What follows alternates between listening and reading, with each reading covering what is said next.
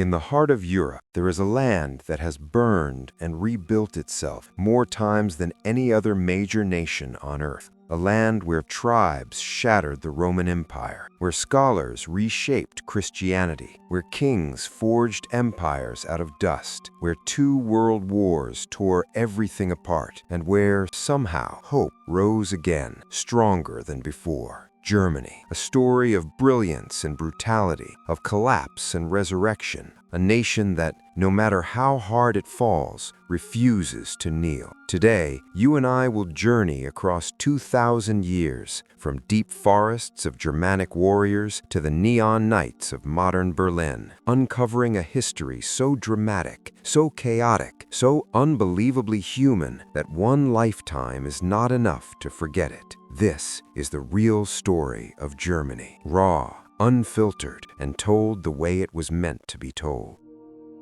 Long before Germany was a nation, it was a wilderness. Dense forests, cold rivers, mist rolling over endless valleys. This region was known to the Romans as Germania. To them, it was a mystery, a frontier, a place where iron met instinct. Inside these forests lived dozens of independent tribes: Cherusci, Suebi, Chatti, Marcomanni, Goths, Franks, Saxons. These tribes had no central government, no single king, no empire, but they had something far more dangerous: freedom. Each tribe was built around warriors who valued honor, family, and independence more than life itself. They hunted, they traded, they fought each other, they fought everyone. And soon, Rome would learn their name.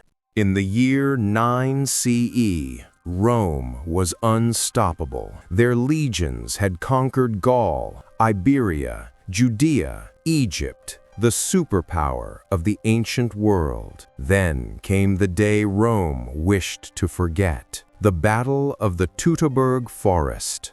3 Roman legions marched deep into Germania, guided by a trusted local commander, the young Cheruscan noble Arminius. But he had a secret. Arminius was German by blood, and he had not forgotten who he truly was. Inside the misty forest, the Romans suddenly found themselves trapped in narrow paths, and from the trees, thousands of Germanic warriors struck. For days, the forest echoed with shouts, drums, iron, and death. When the smoke cleared, Rome had lost 20,000 soldiers, 3 legions, their pride, and their dream of conquering Germany. Emperor Augustus reportedly cried, "Varus, give me back my legions." After this humiliation, Rome never again tried to fully conquer Germania. The tribes had won, their forests remained free, and the Germanic identity, strong, stubborn, fearless, was born. Though the tribal world was chaotic, one tribe slowly began to rise above the rest: the Franks. They settled around modern France and Western Germany and built something rare: stability. Under King Clovis, the Franks adopted Christianity, which connected them to the powerful Roman Church. This alliance gave them legitimacy, and soon the Franks expanded into a kingdom that stretched across Europe. Their greatest ruler, Charlemagne, tall, powerful, brilliant, a warrior king who united Western Europe with fire and faith. In the year 800, he was crowned Emperor of the Romans. This moment marked the beginning of something that would last more than 1,000 years: the Holy Roman Empire. Not holy, not Roman, barely an empire, but it became the central framework for German political identity for centuries. Germany was not unified, but it was no longer just tribes. It was becoming a civilization. The Holy Roman Empire was a complex puzzle: hundreds of many states, countless princes, powerful bishops, independent cities, Italian territories, German dukes fighting for dominance, and above all of them, a single emperor trying to hold everything together. He rarely succeeded, But for all its chaos, the medieval German world was culturally explosive. Gothic cathedrals reached the sky. Universities emerged, including Heidelberg, 1386. Merchant guilds formed the Hanseatic League, controlling northern trade. German towns became wealthy, artistic, and fiercely independent. This era also gave rise to one of the world's most iconic medieval stories, the legend of the Lorelei, the siren of the Rhine River. German folklore mixed with Christianity, creating a culture rich in myth and meaning. But cracks were forming, great cracks, cracks that would shatter the empire itself, and the spark would come from a quiet monk.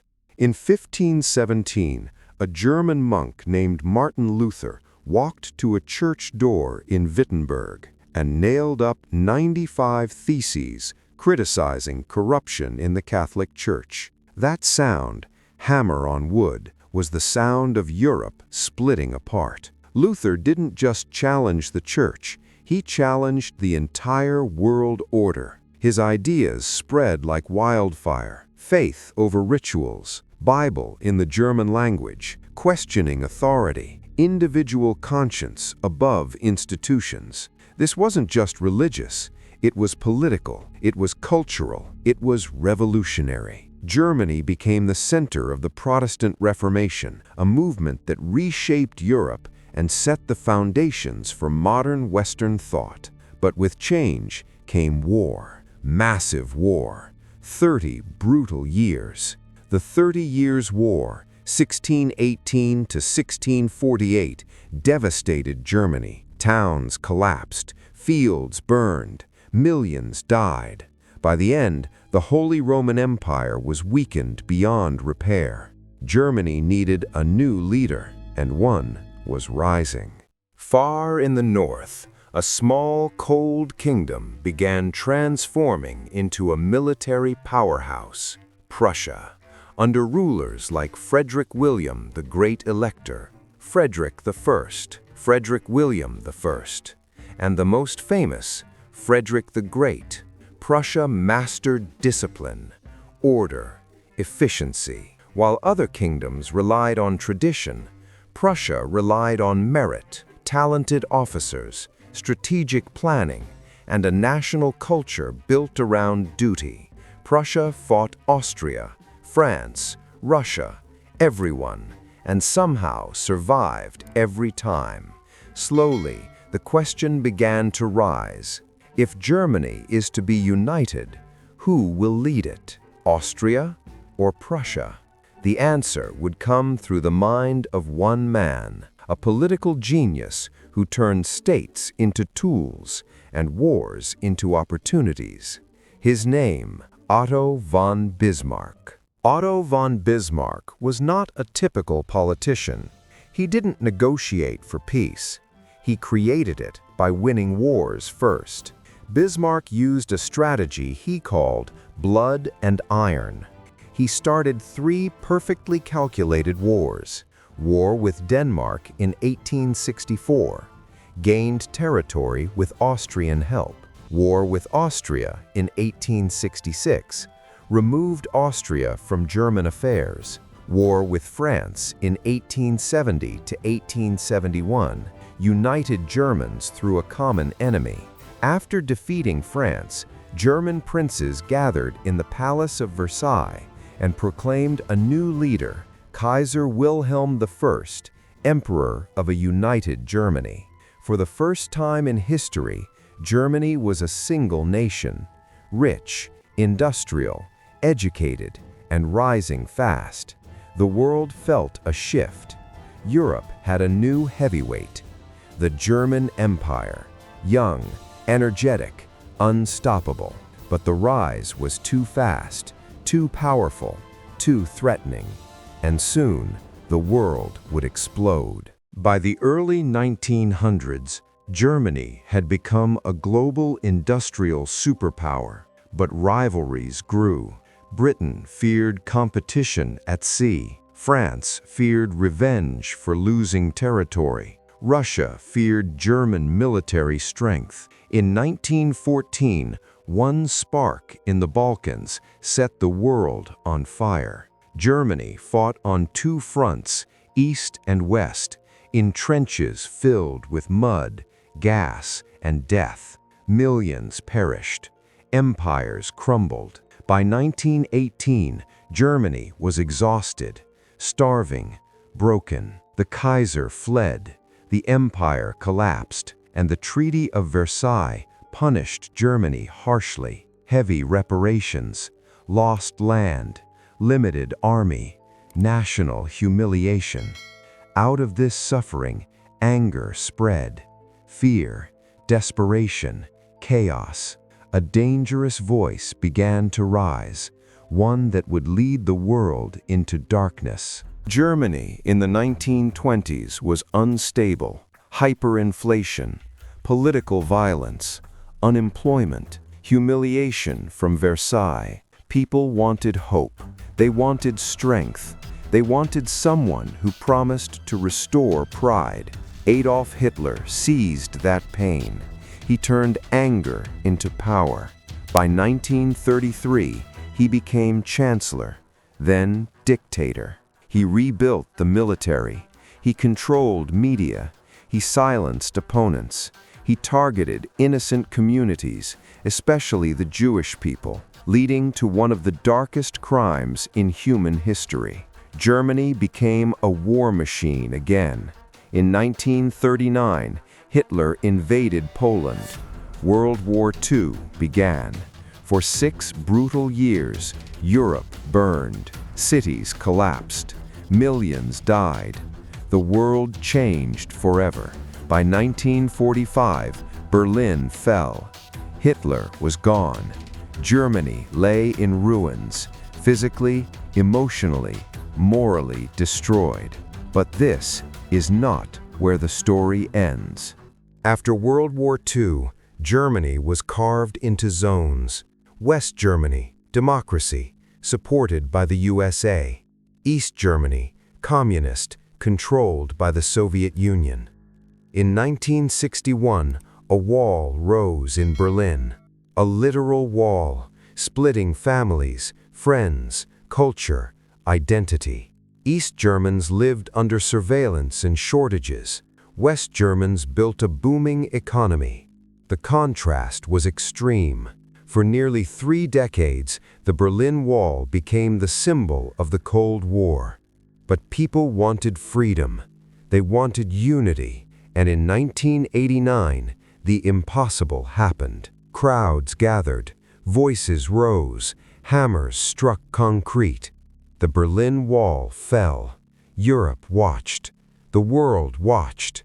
And Germany was reborn once more. In 1990, East and West Germany reunified. The challenges were massive. Different currencies, different economies, different education systems, different worldviews. But Germany rose again.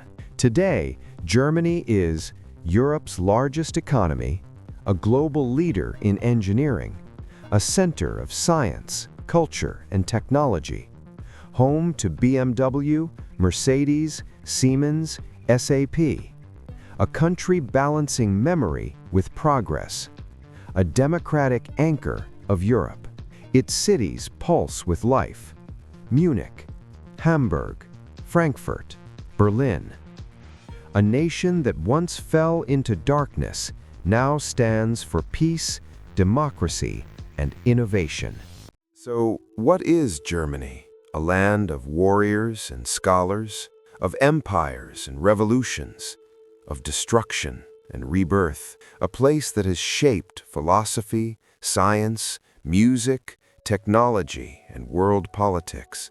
A nation that has fallen harder than most, but also risen higher than expected. Germany is proof that history is not a straight line. It twists, it breaks, it rebuilds. And in that struggle, a nation finds its soul. If you enjoyed this journey, share this video with someone who loves learning. And if you want more documentaries like this, subscribe, hit the bell, and stay with us as we explore more stories that shaped our world. Germany's history is not just a timeline, it is a lesson that no matter how dark the night becomes, a new dawn can rise.